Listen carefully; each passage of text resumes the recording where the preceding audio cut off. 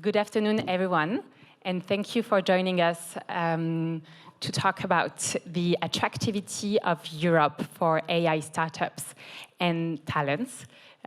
Despite the very strong competition today at the summit, we're very pleased to be speaking with you today. So I'm Albizzati, founding partner of Revaia, which is a pan-European growth stage fund. We back scale-ups across Europe and help them build sustainable leadership position globally. I'm very pleased to have with us today Tina Rosario, who is leading SAP data and analytics practice in Europe and advising SAP's top customers on their innovation strategy. Tina is an American who now calls Paris home. You have spent over 20 years at SAP to serve on SAP also AI ethics and strategic committee, and you are a board member of Women in Big Data. And we also have Vincenzo Vinzi. You're a professor of statistics and have been dean and president of ESSEC Business School for the past 7 years. You also lead the Conference of Deans of French Business School, and you work to shape the future of management education in France. We might also have Pascal Caini joining us at the end of this panel. Pascal is France's ambassador for international investment and chairman of Business France. So let's start talking about the attractiveness of Europe for AI startup. Tina, so how does SAP view the European AI ecosystem, and what are the key factors that make Europe an amazing place for AI? Yeah, great question. Thanks for having me on the panel. SAP has a very positive outlook on the European AI ecosystem. And actually, it was interesting to hear President Macron talk about the importance of the ecosystem. We are hand in hand there. We believe and know that Europe is the second largest market for AI worldwide, a very important market, a growing market, and thus SAP is right there to foster and strengthen that ecosystem.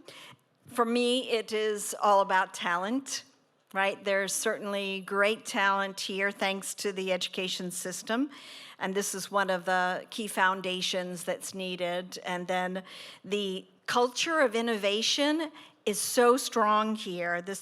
So many different innovation hubs, startup accelerators, wonderful places like Station F, and really building that community to foster AI entrepreneurship. And then, Europe being in the position to lead the world for policy and regulatory around AI. This, to me, builds this sense of trustworthy environment where AI development can be supported in an ecosystem that allows for trustworthiness as well as innovation. So why is Europe attractive, though? Really, that's the question. And it is, for me, all about communities. So here there is this sense of community that I think is important to provide companies with resources, with leadership, with mentorship, with market access. And then there's, of course, the research excellence. So the research institutions and universities that are building cutting-edge technologies and bringing up expertise. At SAP, we recently invested in the Technology University of Munich, 100 million euros to foster development and training of students and doctoral candidates as well as research. And then government support and having Europe with multiple, and Macron spoke about it, the incentives, the different programs, the various ways that companies can get support here. But I really want to share a personal story because I'm American and here I am in Paris.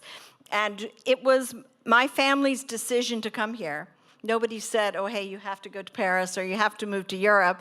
You know, we raised our hand and said, yes, please. We want to be a part of a different ecosystem outside of America. We want to be where there's a lot of innovation. We want our children to have the educational opportunities that are afforded here. And my husband, upon being here for a couple of years, actually took a leadership role in a few startups and is now mentoring startups. So we really have become a part of the community personally, and it's meant a lot to us. Thank you for sharing your perspective, and it's always great to get amazing ambassadors from international background. You mentioned your investment with the university in Munich.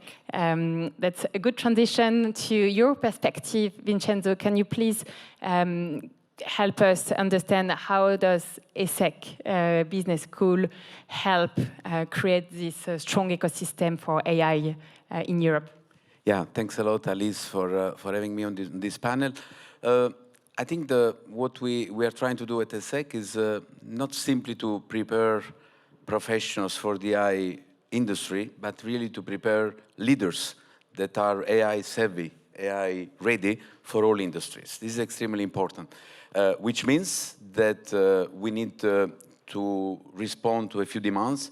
The first one is that we need to, through education, through training, to reduce, nowadays there is a lag between the time of innovation, which is very fast, which is very accelerated, and classically, the time of acquiring knowledge, building competencies is much slower. So we need to reduce this gap, because otherwise, by the time the students or even professionals that are already in the companies, they catch up with the technology, and we see what's happening in the past few days, even with AI, with the same technology, we have very rapid, very strong, very quick progresses. So how we do that? First of all, what is extremely important is to break silos across disciplines. So it's a transdisciplinary approach. When we look at French business schools, they've been very good over the last decades in terms of adding up a new topic, a new program. And even at ESSEC, if you want in AI, what we do with Central Spellec, so really management and engineering, not as separate topics, but really transdisciplinary approach. We all over the verticals, from the bachelor up to the PhD, but also so very much focus on the technical aspects, but without forgetting the other dimension. So breaking silos across discipline, which is not the easiest things in higher education. This is quite new, because of course in higher education we're always pushed to make science progress, and when you are working on making science progress, you become very much specialized.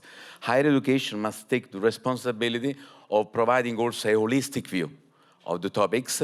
And this also goes to what I like to call intellectual mobility of our students, which means a very proactive approach to training. The time my generation used to say, well, I finished my studies. Already didn't mean anything when I was young, but it doesn't mean at all nowadays. So it means that they need to have this proactive approach to their training, not only specialized, but also transversal.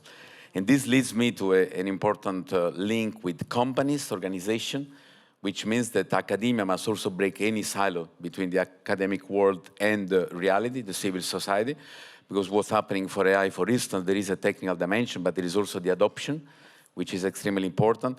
And he covers technical aspects, but also he goes to governance issues, he goes to robustness, he goes to ethical issues, and so forth, so on. So this is actually what is being done.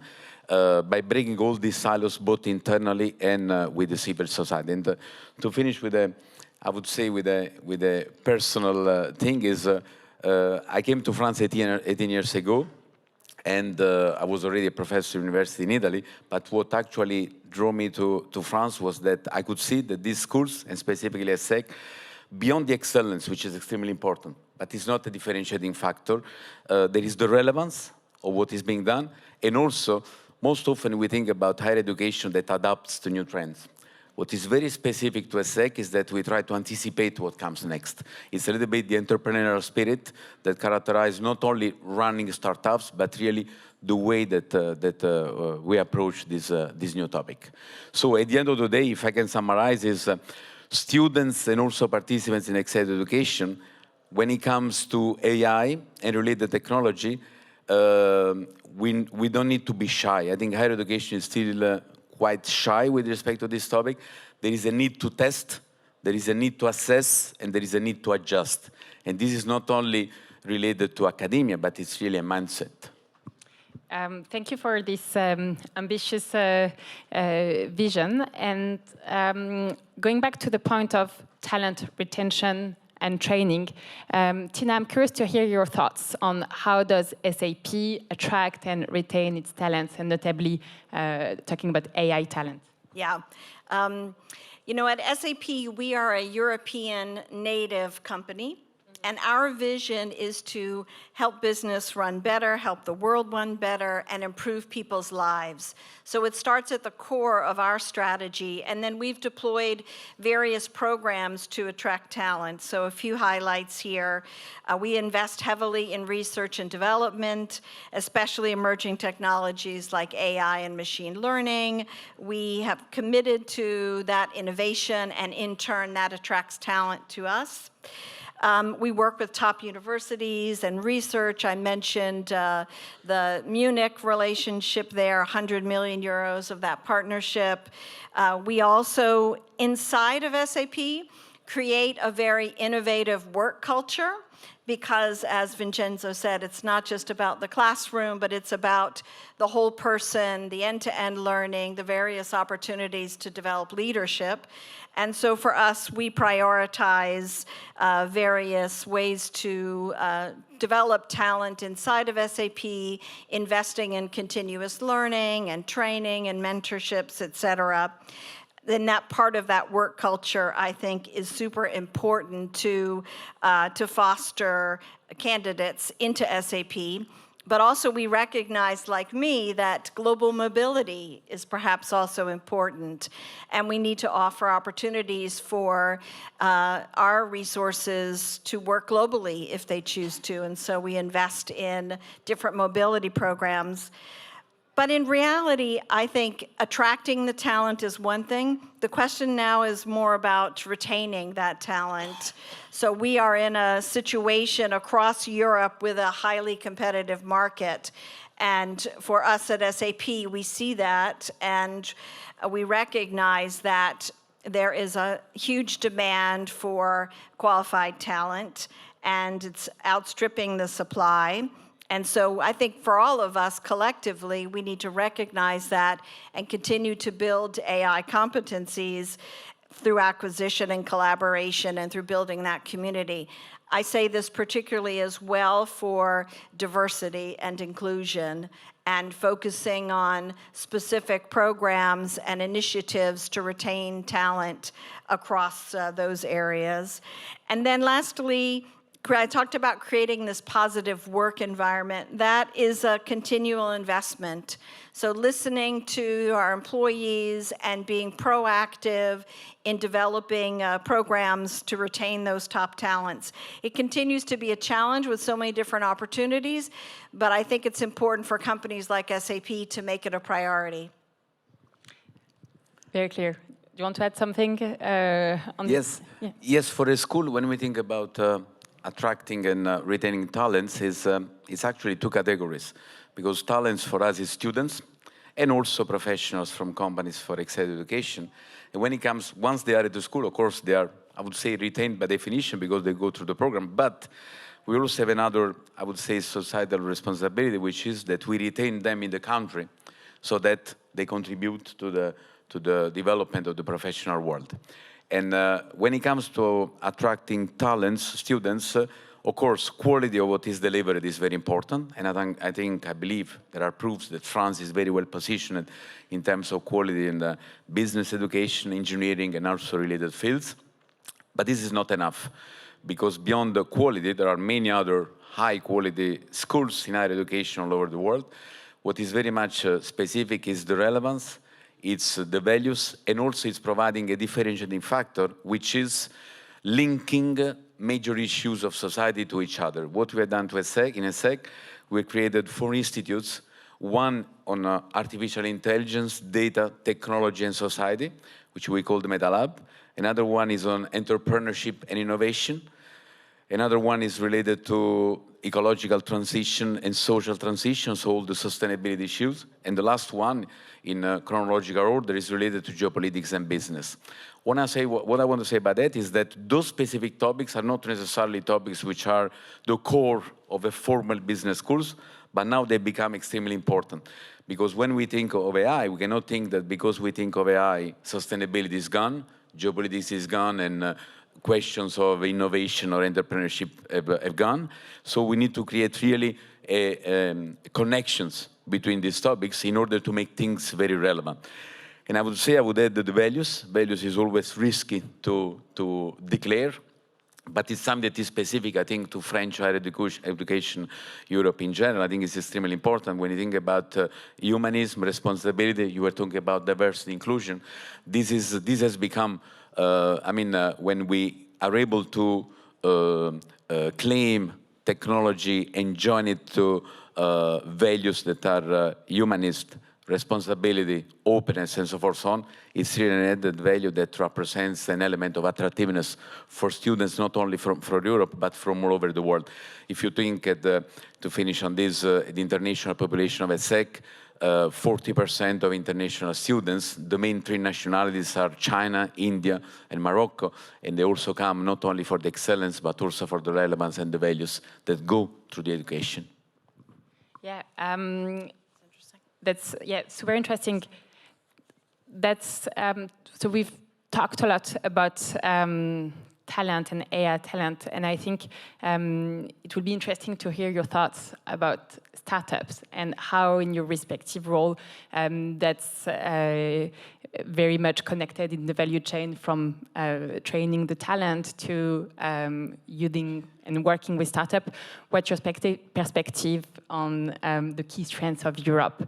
At Revaia, we have just published, together with Galion and Chausson Partner, a report on the French AI ecosystem, where we're proud to see that AI is obviously a key priority for VC European tech investment, and France is the #2 market in Europe in terms of investment in AI.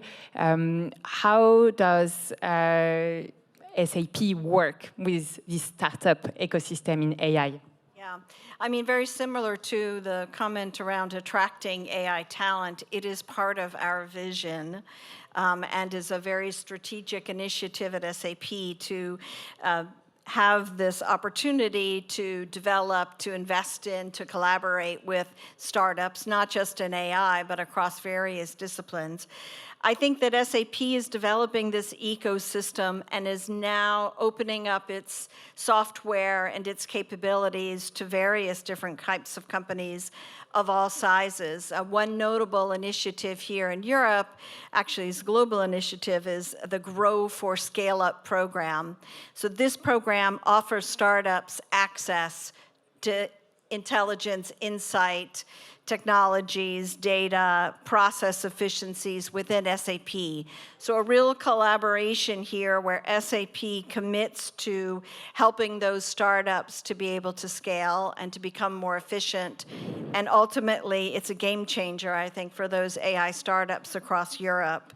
We also partner with startups in a different way through strategic investments and executive level commitments around different partnerships. Really what I'm talking about is the financial commitments that companies like SAP can and should invest in new technologies.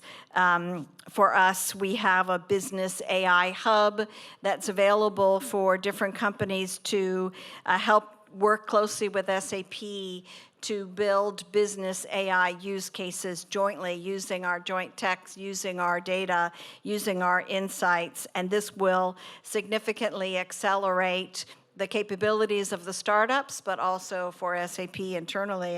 And these programs are a real win-win. I think we've realized over the years that it's a very worthwhile investment for companies like SAP to give back to the communities where AI startups flourish, because the advantage is ultimately it's value for our customers. it's not just value for SAP and for the startups, but in the end, it's about delivering value to customers and staying on top of the technological advancements and to address the evolving needs of these customers to be able to solve their challenges and problems together.